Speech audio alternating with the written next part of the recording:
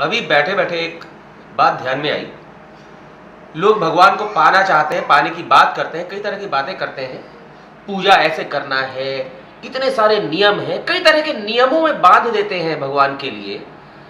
क्या नियम भगवान ने आकर तैयार किया था कि इस तरीके से करोगे तभी मैं प्रसन्न होऊंगा, या इस तरह से करोगे तो मैं अप्रसन्न हो जाऊंगा, क्रोधित हो जाऊंगा, या कोई और बनाया था?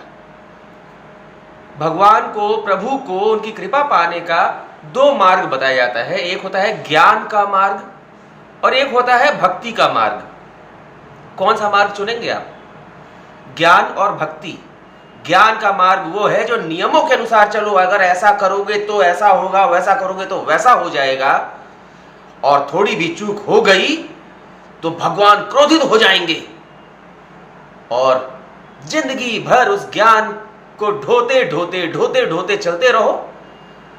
कहते हैं ना, न राम की कृपा होगी न राम मिलेंगे।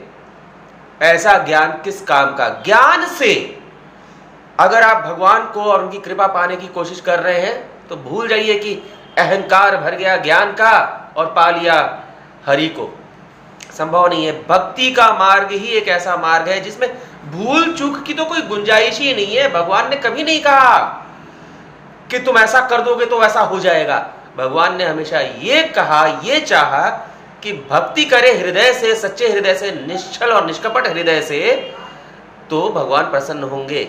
और जब भक्ति मार्ग पर कोई चलता है तो भूल क्या, चूक क्या, उसके मन में तो बस ईश्वर है। अब ईश्वर को पाने के लिए, उनकी कृपा के लिए आदमी जो कर रहा है सब भक्ति का मार्ग है। इसलिए भक्ति में तो भूल चूक की गुंजाइश ही नहीं है। भक्ति मार्ग से ही प्रभु की कृपा पाई जा सकती है आसानी से। इस बात को ध्यान रखना है।